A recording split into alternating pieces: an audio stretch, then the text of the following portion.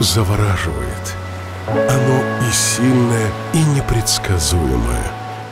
Но главное, море зовет. Алессандро Барикко.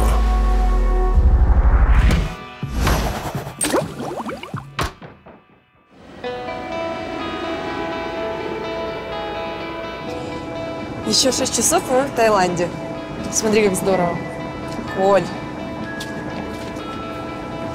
Такие места яркие. О, посмотри, мне сюда нужно срочно. Ну, Коль. Алина, пожалуйста, перестань рассматривать рекламы дорогих отелей. Потому что, мало ли, вдруг ты будешь бедный. Потом, как тебе забыть все эти картинки и настроиться на чистое созерцание, на новый опыт? Может быть, сейчас подбросим.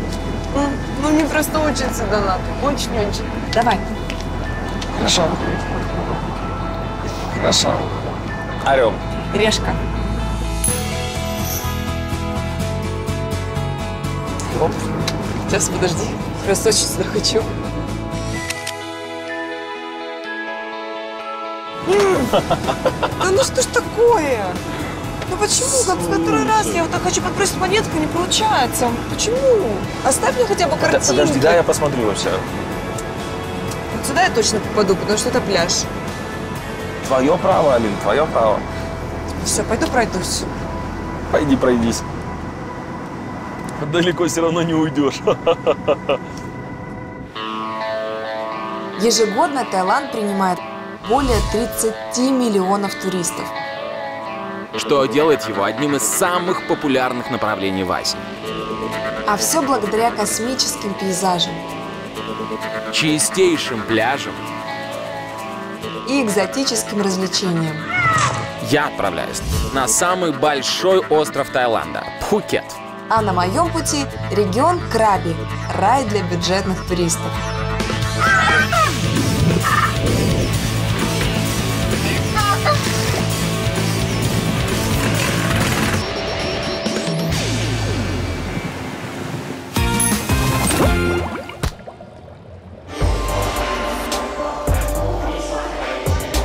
То, что Таиланд – туристическая Мекка, видно сразу. Тайские красоты начинают зазывать туриста еще в аэропорту. Но сначала нужно поменять валюту. Hello, I need to change $100. Все. Теперь топаю искать свой бюджетный транспорт.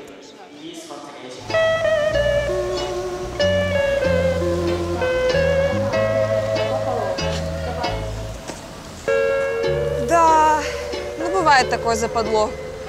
2 недели в году отпуск и дождь. Погоду не проплатишь ни золотой картой, ничем. Так, ну дождь это явление временное. Oh, hello. Where are you going? I need Krabi Town. Okay, Krabi Town, 90 baht for one.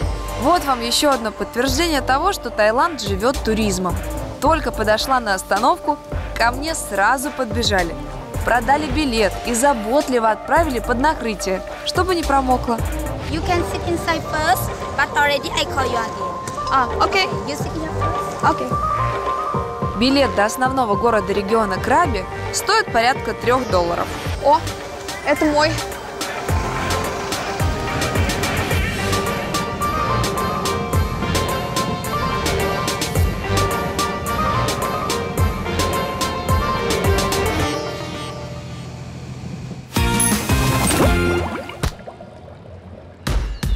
В общем, попросил я в рентале дать мне яркую пацанскую машину. И знаете, что они мне дали? Пенсионерский Вранглер. Конечно, машина пацанская, потому что ни одна женщина за его руль не сядет. Но он же старенький. У него ж выхлопные газы по поводу и без повода. Джип Вранглер. 1987 года рождения. Папка всех внедорожников. Знаменит своей практичностью и живучестью. Но Эта тачка настолько старичок, что даже стрелка спидометра не поднимается. Посмотри, жму на газ. На 5:30 указывает. Но есть В ней один большой плюс. Я могу заехать куда угодно. Проходимость. Муа!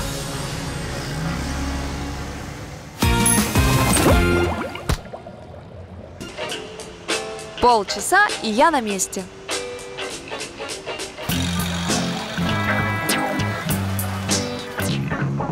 Так как я буду путешествовать не только по городу, но по всему побережью, надо арендовать байк. Hello. How much one day? 200 baht for one day. Раз так дешево, шикану, возьму на весь уикенд. Осталось пару формальностей. Паспорт как залог и коротенький инструктаж. А он заправлен сейчас? We have Ah. one full, okay? Половинка. Хорошо. Back brake, front brake. Вот ты объяснил. Бэкпэк, бэкпэк. Back brake, Бэкпэк. А, еще разок. back brake. Бэкпэк. Окей. А это? Go here. And this go here. А? Да, он едет, потому что есть два колеса. Это я понимаю. А, это тормоза. Ну, хорошо. Ну ладно, разговорчики в сторону. Поехали. Ну, с Богом. Так, мы так не договаривались. Стоп. Почему назад еду? Осторожно! А, тормоза работают даже в выключенном состоянии. Ну что, погнали? Вот. Тихо, я еду. Не еду.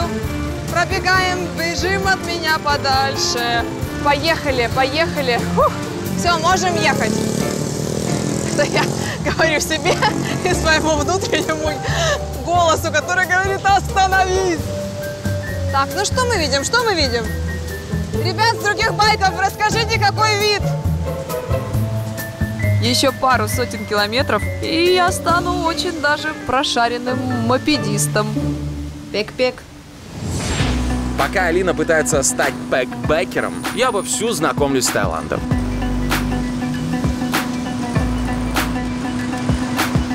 И вот что успел заметить.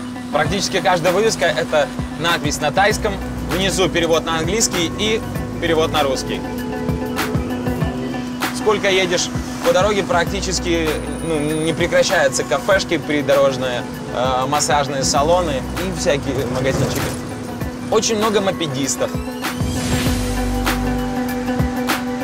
Природа, конечно, здесь прекрасна. И даже когда дождь и непогода, это никак не убавляет красоты.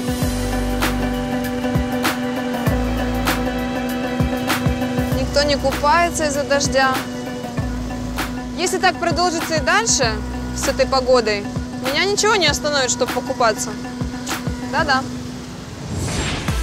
Большинство туристов едет в Таиланд ради пляжного отдыха. Вот и я сразу же отправился на пляж. Прекрасно, просто прекрасный вид. Отличное место для того, чтобы пообедать.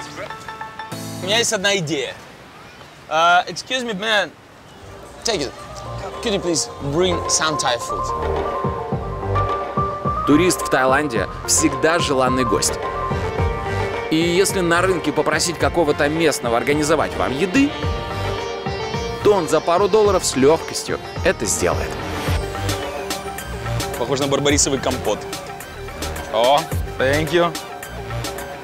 Thank you. And maybe some fruits. Oh, thank you. It's for you. Thank you. Thank you. Have a nice day. Жизнь хороша.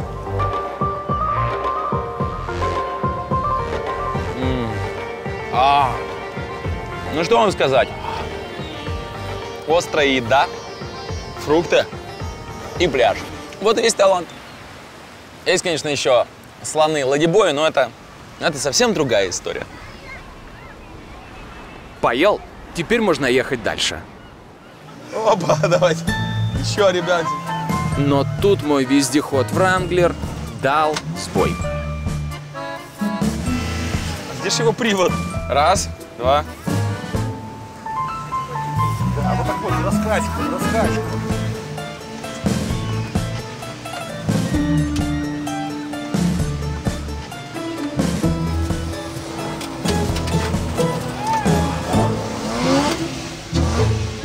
зависла в воздухе? Да. Класс. Надо раскачивать. Оба. Есть. Ребята, всем спасибо большое. Съемка окончена.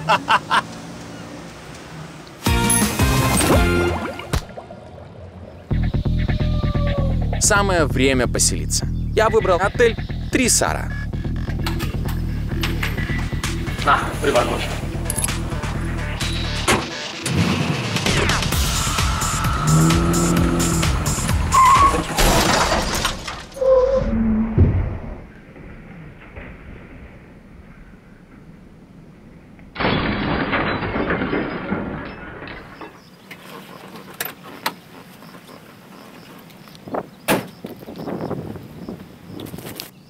А пока продюсер паркует авто, я расскажу вам про свою виллу. Опача! Ха-ха! Коля дома! Слушайте, а Коля, я вам скажу, неплохо живет. Хорошо устроился парень. А что здесь? О, вы представляете себе, у Коли есть собственный храм, маленький храм молебня. Оказывается, Коля буддист. Как много мы о нем не знали. О, не гони. У Коли есть свой бассейн с офигительной террасой на море. Обалдеть. А по нему ты не скажешь. Смотрел в Инстаграм такие обычные фоточки. Но вы знаете что? Где же спальня? Спальня? Нет, не спальня. Где же спальня? И здесь не спальня. Это вообще выход во двор. А это, наверное, сауна. Это не сауна, это лифт. Я не переживу, если будет еще 15 комнат, и из них ни одной спальни. Терраска. Класс, такие кресла для наблюдения за видом. Оказывается, бассейн наверху – это не единственный бассейн в этом доме. Вот здесь еще один, даже больше.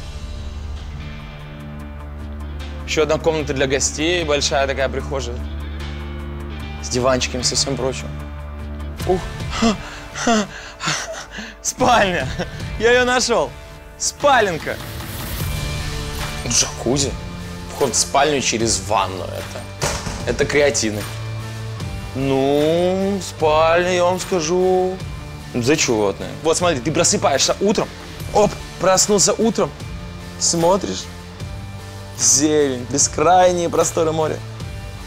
И думаешь, все хорошо. В мире все спокойно. Посплю еще часок.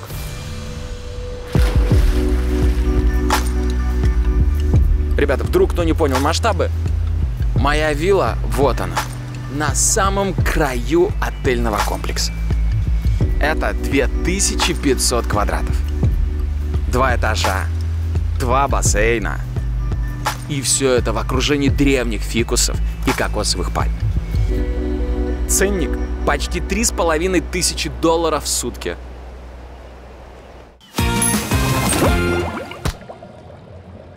Одно из самых популярных развлечений в Таиланде – это туры на лонгтейлах по островам.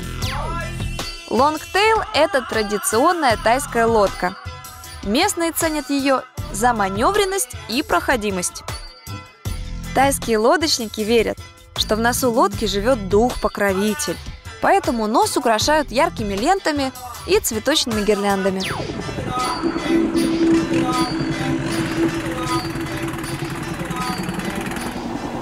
Такой тур съест большую часть моего бюджета. Но я уверена, это путешествие стоит того. Тур на традиционной тайской лодке заказывают что бедные, что богатые туристы. Поэтому я тоже арендовал лонгтейл и отправился смотреть тайские красоты.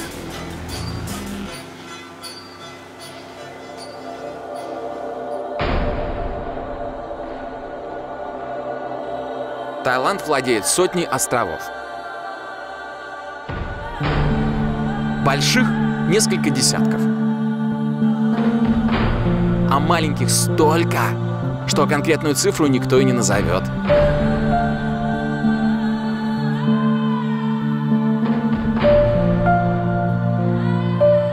Все это на самом деле верхушки подводных скал, которые море законсервировало в своем первозданном виде.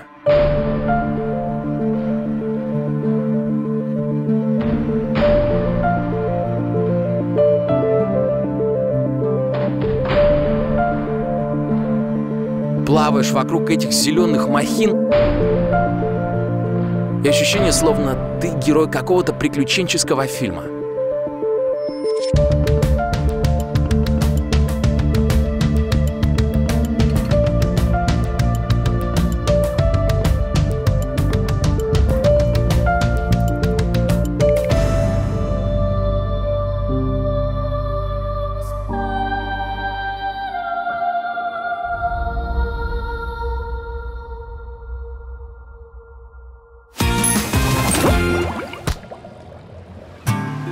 Первый остров в моем туре. Пляжный остров Пакбия. Сейчас будем купаться. Но сначала проведем ревизию. Плотность населения. Все зависит от того, сезон или нет, и сколько туристов приехало в Таиланд. И второй момент – это время, во сколько вас привезла сюда лодочка на этот остров. Ну, сегодня так 50-50. Казалось бы, необитаемый остров. Но инфраструктура таки есть. Туалеты, информационная будка. Красота. Ай! Песок тут, конечно, такой жесткий, дикий, необузданный. Вам точно понадобятся специальные тапочки. Вот точно вам говорю. Или сила духа. Температура воды, мне кажется, идеальная. Но, помните, я вам говорил, что понадобится специальная обувь. Так вот, я не обманула. Идти невозможно вообще. Из-за этих ненавистных камней пляж острова Пакбия получает от меня всего лишь 4.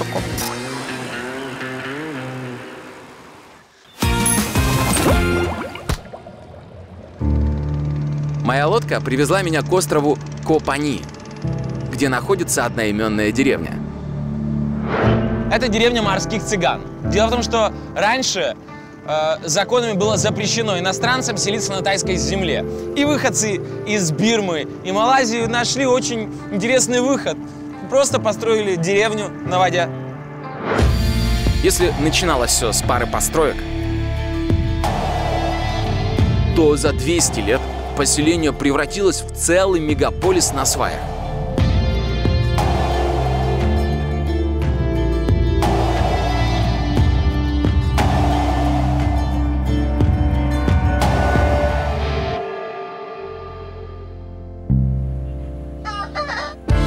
Здесь и дома на воде, и рынок на воде, и школа на воде.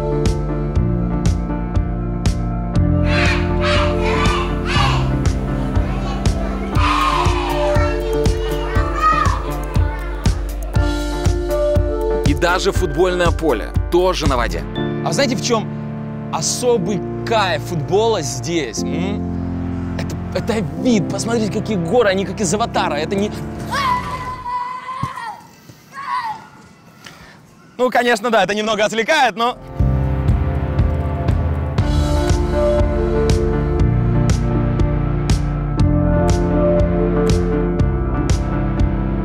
Самое интересное, что сегодня жить на землях Таиланда иностранцам разрешено. Но жители Ко Пани не собираются перебираться на континент. А зачем? Они получают обалденный процент от туроператоров, продают сувениры и мучают местных зверушек, чтобы те выпрашивали у туристов $1 за фоточку.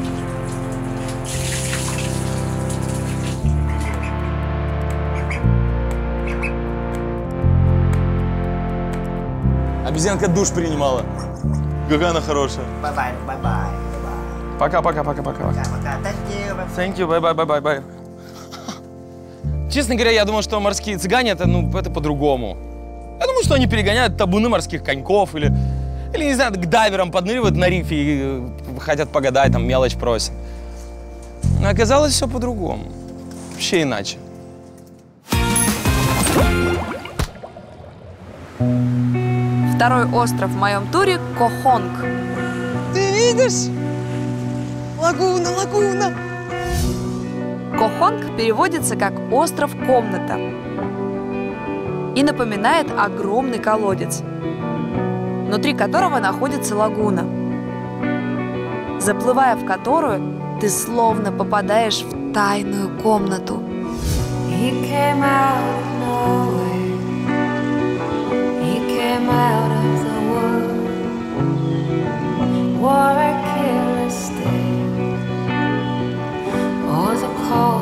Слушайте, ну как же здесь здорово.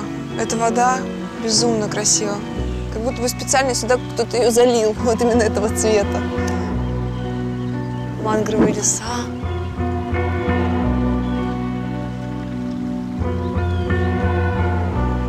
Чудесное место. А помимо всего прочего, здесь еще и прикольное эхо. Николай! Как тебе там отдыхается? Золотой-то картой! Слышите? Тишина. На массаже, наверное. Точно.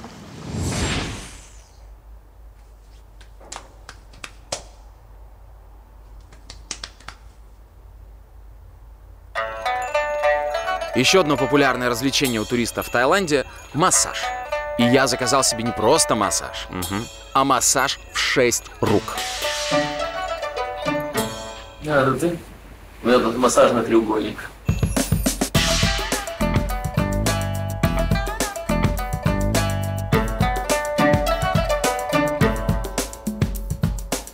Вокруг техники массажа в 6 рук ходит множество идей. Я расскажу вам 3 основные из них. Первое. Массаж делают 3 сестры. Самсон, Йичуан и Надя. Они могут делать его только вместе. По отдельности они теряют свою силу. Вторая. Легенда гласит, что на это время в спа-центре все остальные массажистки были заняты. Ну и третья легенда о том, что массаж 6 рук делается именно в 6 рук, а не в 5 и не в 7. Именно потому, что только так можно одновременно закрывать все части тела. Конечно, вы скажете, 8 рук тоже могут закрыть все тело. Но 8 рук, ребята, это же тоже перебор.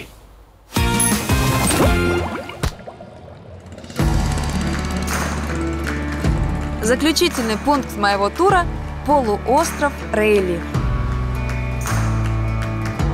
Красота! Я очень хотела сюда попасть, потому что по фотографиям совершенно райское место. Тут много активностей, вокруг природа. И есть пару пещер. В одну из них собираюсь попасть – пещера принцессы. Инстинкты тянут. Не могу противиться.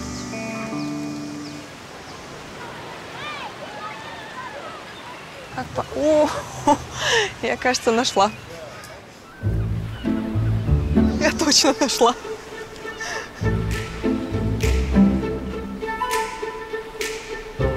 Пещера принцессы Прананг. По легенде, в здешних водах затонул ее корабль. И с тех пор ее дух обитает в этой пещере. Жены моряков, чтобы задобрить принцессу, начали сносить в пещеру цветные карандаши. Тем самым просили, чтобы их мужья не изменяли и возвращались домой. Сегодня же карандаши сюда сносят все, кто хочет деток. Поэтому пещеру также называют пещерой плодородия. Какой хочешь размер, цвет? Ну, пойдем загадаем, что ли.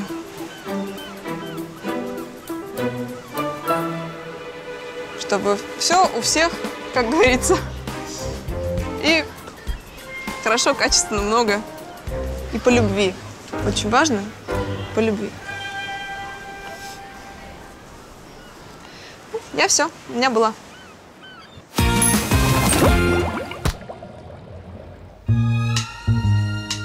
Пришло время поужинать. И в моем отеле для этого есть отличное местечко. Между прочим, это единственный мишленовский ресторан в Таиланде. Ну хорошо, не в Таиланде, а на Пхукете. Ну хорошо, это единственный мишленовский ресторан на Пхукете, который я знаю. Так, доволен? Все? в мишленовском ресторане у повара с мишленовской звездой. Я попросил приготовить что-то экстравагантное и неординарное, ну, то есть мишленовское. It's gonna be a unique course. Thanks.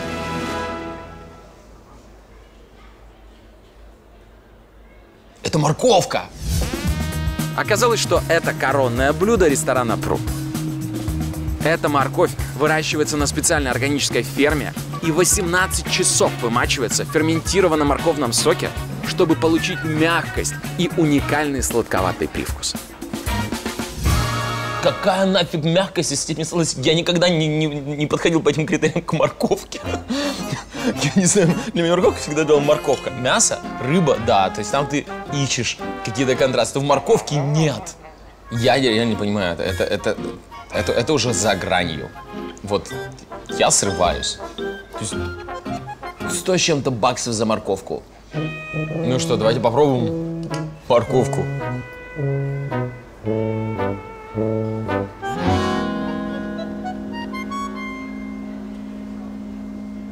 Это морковка. Да, она сладковатая, да, у нее есть... Да, она мягкая. Какой-то интересный привкус, но это морковка. Одно дело, если бы здесь лежал бы стейк, вокруг него вот так вот морковка разложена, и я бы, предвкушая стейк, начинал с морковки, я бы говорил, какая вкусная морковка, представляю, какой у них стейк. Но здесь нет стейка, здесь просто морковка, и все.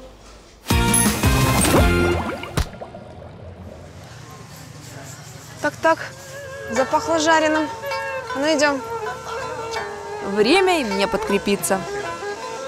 Вечером все туристы отправляются на рынок еды. Колоритно, экзотично и ассортимент бомбический, от фруктов до морепродуктов. Но вот проблемка. Из-за того, что место туристическое, то и цены тут завышенные. Слушай, мы такие же на пляже видели.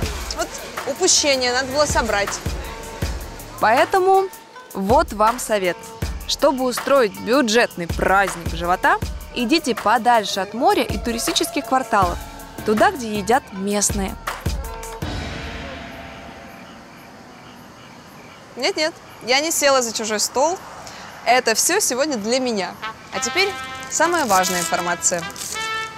Барабанная дробь. Это все стоит $10. Я даже думаю здесь свой юбилей отметить. Кисло-острый суп том-ям с морепродуктами. Рисовая лапша пад-тай с морепродуктами. Легкий салат ям-тали, тоже с морепродуктами. Мне кажется, я сегодня съем свою годовую норму морепродуктов. Прям так от души. Как будто бы к тете заехала.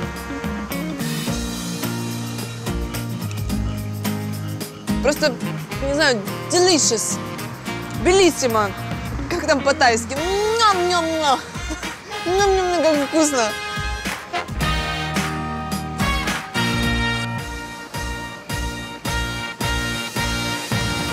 Ребят, никому не сдавайте это место.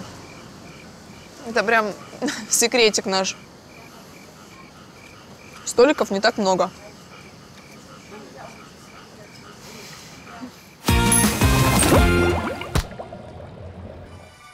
Друзья, для того, чтобы дайвинг в Таиланде у вас был просто превосходным, мы вам запрячем $100, которых вам хватит на 2 дайва. Возможно, это будут именно те 2 дайва, которые покажут вам самые яркие впечатления. И немножко воздуха в этой бутылочке на всякий случай. Итак, $100. Вуа! За бутылкой отправляйтесь на остров Пхукет. Там, недалеко от пляжа Сурин, на улице Сойхат Сурин 8, напротив памятника, в кустах, вас и будет ждать клад от орла и решки.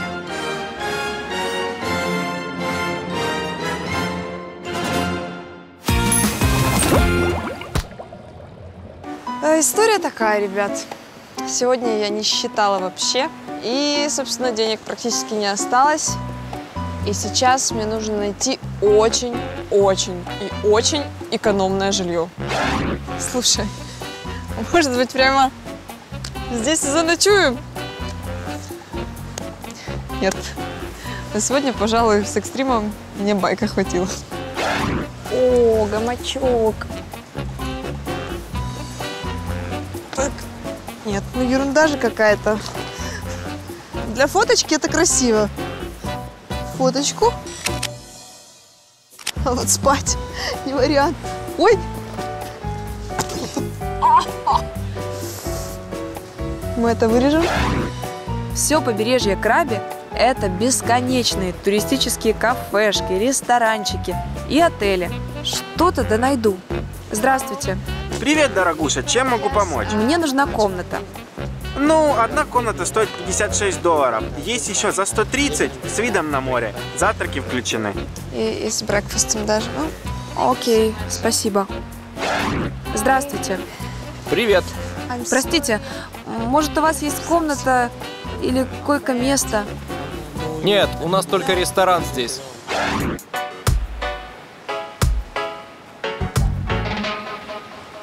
Привет. Простите, может, вы знаете, мне нужна комната или кровать на одну ночь. Так, окей, можешь остаться наверху. Наверху? А сколько стоит? Да, сколько дашь. Стоп. Вы уверены? Да, слушай, ну в жизни всякое бывает. О, боже мой, спасибо вам. У меня просто нет денег. А где? Да, пойдем, я сейчас все покажу. Ребята, фартануло. Меня приютил хозяин местного Раста-кафе. Занимается он тем, что делает сувениры на продажу туристам. Ух ты, тут целая творческая мастерская. И считает, что помощь людям всегда вознаграждается.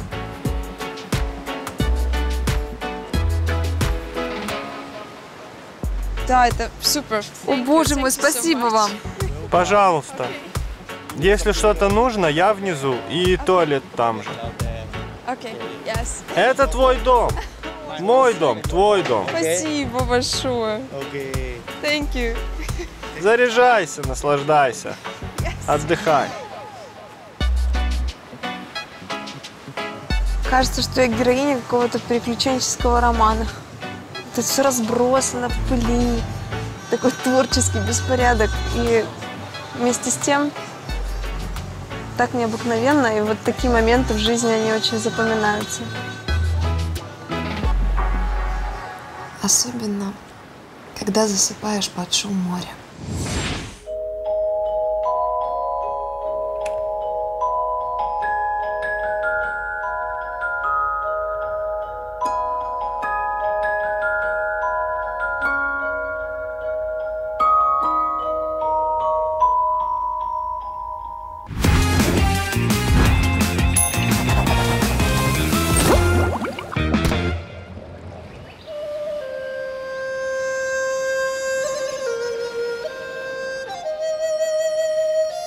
Солнце в Таиланде встает рано. И я вместе с ним.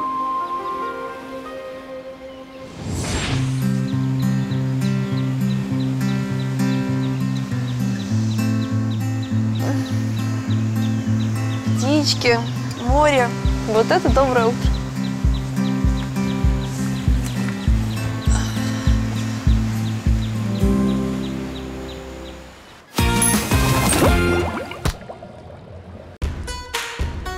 Еще одно популярнейшее развлечение в Таиланде – это местные слоны. Отправляюсь на встречу с ними. Чтобы увидеть слонов в Таиланде, не обязательно быть богатым. Я вот приехала на ближайшую слоновую ферму. Вот же они, такие великие животные. Привет! Привет! Я не с пустыми руками. Боже мой! Держи. Привет! Аж мурашки по телу. Это girl or boy? Girl? Ты девочка! Ну, конечно, ты девочка. Такая ласковая. Какая хорошая. Ой, малыш, привет, маленький. Вообще, какой ребенок.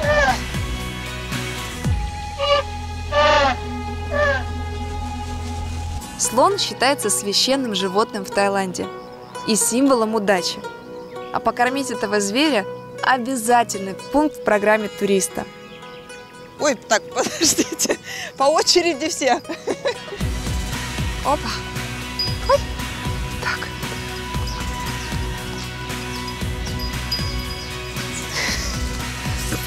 Ты малявочка. Молочко пьешь.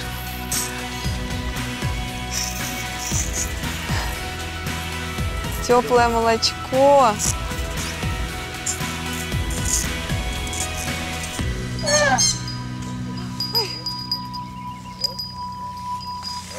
Ой, ух ты. Какой ты малыш крупный. Ой. А я, заплатив $100, могу не просто покормить этих животных, а и получить целый спектр слоновьих развлечений. Как будто всю жизнь ездил. Например, можно порезвиться со слонами в воде.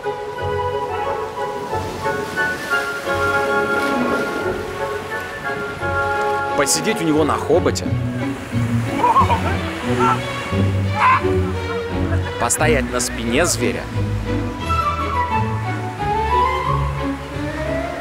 И даже получить от слона массаж. Не эротический массаж. Я просил обычный. Стоп, no finish. Without finish, no finish, no boom-boom. No boom-boom. Нормальный массаж, ты расслабляющий. Ладно, парни, я массаж делаю в другом месте, спасибо. Туристы, конечно, прутся от этих развлечений со слонами, но есть и обратная сторона монеты. Слону очень непросто, на самом деле, возить на спине людей. Несмотря на то, что он кажется таким большим, сильным, это заблуждение. У него не настолько сильные суставы, и когда идет большая нагрузка на спину, ему непросто. Поэтому, если вы приедете в Таиланд, покормите слоников, не катайтесь на них. Сегодня в Таиланде не осталось диких слонов. Они не разгуливают вольно по джунглям. Большинство работают в туристической сфере. И у каждого есть хозяин. Видите, на малыше цепи. Слоники с самого детства проходят некий обряд. Обряд этот называется хаджана. Слоника еще в детстве растягивают за ножки впереди и сзади веревками или цепями. И таким способом он понимает, что человек над ним доминирует. Длится он примерно неделю. Животному ограничивают движение, его не кормят и не поят. Самое ужасное, что многие слоны умирают еще во время обряда из-за множества полученных травм. Хороший. Мне так жаль, что они не на свободе. Вот как быть? И хочется помочь, и не может. Единственное, что можно сделать, это меньше наносить урон, оставлять можно деньги на их содержание, чем-то покормить, погладить, и, собственно, все. Как бы мне хотелось тебя забрать, но ты в моей однушке просто не поместишься. Хороший. Закончить свой уикенд в Таиланде я решил дайвингом. И не просто дайвингом, а одним из лучших дайвингов в мире. Сюда ежедневно, как пчела на сладкое, слетаются дайверы со всех уголков нашего земного шарика. А все потому, что дайвить я буду возле Семиланских островов, что в Адаманском море. Это архипелаг из 11 островов. Появились они более 65 миллионов лет назад. А чтобы сохранить уникальную флору и фауну, тайцы ввели здесь строгие правила. На островах нельзя употреблять спиртное, курить и оставаться на ночь. В день посетить архипелаг может не более 3325 человек. А с мая по октябрь парк вообще закрыт на так называемое природное восстановление.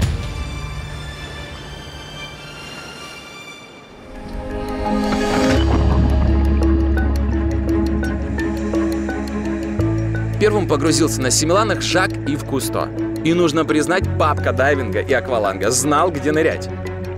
Вода, она здесь настолько бирюзовая, что аж болят глаза, а видимость 20-25 метров. Все, буквально все отчетливо видно даже на расстоянии.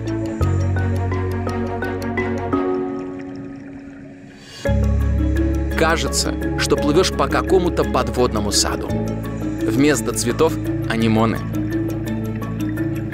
морские лилии и вот такие черви, которых называют новогодними елками. А вместо птиц и бабочек здесь рыбки и моллюски.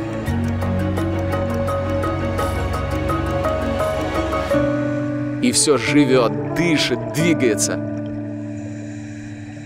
Такого разнообразия подводного мира, кажется, я еще не видел.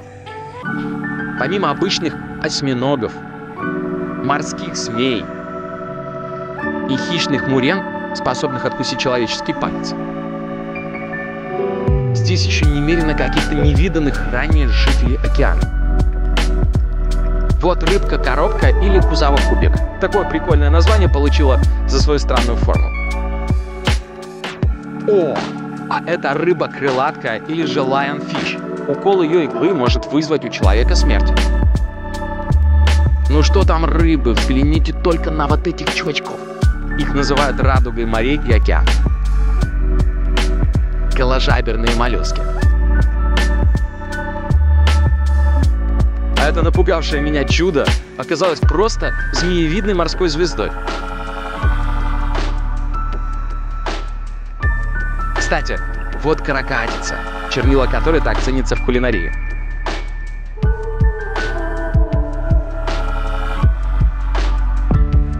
А это самая ядовитая рыба в мире – рыба-камень или бородавчатка. Этот хищник сливается с камнем, а на его спине шипы, которые выпускают яд. Если колючка попала в крупный кровеносный сосуд, с жизнью можно попрощаться через часа 2-3. А лидирует в рейтинге сегодняшних подводных открытий вот этот парень. Рак-богомол. Оказывается, эта ракообразная обладает самыми сложными глазами в мире. Они способны различать 12 цветов, воспринимать ультрафиолет и инфракрасный свет. А удар его клешни сравнивают с силой удара пули 22-го калибра. Знаете, есть категория дайвов, когда ты не видишь каких-то ярких, больших морских созданий, там типа акул, черепах, китов. Но именно поэтому ты начинаешь замечать микрооттенки каких-то маленьких голожаберных моллюсков, каких-то красивых червей, еще что-нибудь. Вот это вот такая категория дайвов. Когда я ничего большого не увидел, но при этом вышел как ребенок из-под елки 1 января. Столько подарков ты собирал. Уикенд в Таиланде еще раз доказал, отдых здесь захватывает. Жизнь хороша. Причем в какую часть этой страны вы бы не приехали? Барабанная дробь. Сколько денег у вас не было бы в кармане? О, не гони. Вы гарантированно получите свою дозу колорита. Ну, бум-бум. Ты в моей однушке просто не поместишься. И кайфа. Фоточку. Ну, этот массажный треугольник. Прям так от души. Я срываюсь. Мэк-мэк-мэк-мэк. Столько подарков ты собирал. Ой, сейчас упаду. В мире все спокойно. Мать! Муа. Я все, у меня была. Всем спасибо большое. Съемка окончена.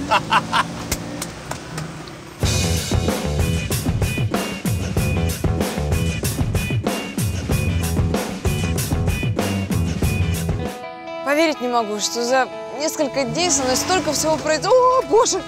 Привет, Алина. Коля! Появился так появился. Привет! Здорово. Я такое элитное такси сегодня. Резко, Коля! Конечно, резко, Алина, потому что нужно спешить. Расстояния в Таиланде большие, а молодости у нас с тобой не так много осталось. Да. Хотя действительно событий было у меня очень много за эти дни. И на мопеде научилась ездить, и слонов увидела. Было очень интересно. На 3 острова съездила, поела от души. У меня, наверное, было все. Вот все. Класс. Как твои дни? У меня отлично. Все мои желания исполнялись просто по маху крыла золотой карты. Ну, конечно. А еще у меня был массаж в 6 рук. Что, в 6 рук? Да. Я знала, что у тебя будет массаж. Вот чего не было, так это массажа. У тебя в Таиланде не было массажа? Ну, слушай, $100 не резиновые. Надо было столько всего попробовать, столько всего увидеть. А массаж ты мне можешь по-дружески чуть-чуть помассировать коллегу. Конечно, давай я помассирую. Нет, давай помассируй, Оля, конечно, по-дружески. Да ладно, ну слушай, сколько той жизни осталось-то? Пожалуйста, не Что? хотя бы. Коля! Зато какой массаж, а? Нет, у меня было! Финиш, смотри как. Все? Все. Все. Все гештальты закрыты. Теперь в Таиланде прям все было. Что было в Таиланде, то останется в Таиланде, да. Пока, ребята. Куда дальше? Пока, ребята! Так, Коля! А поехали дальше по Таиланду.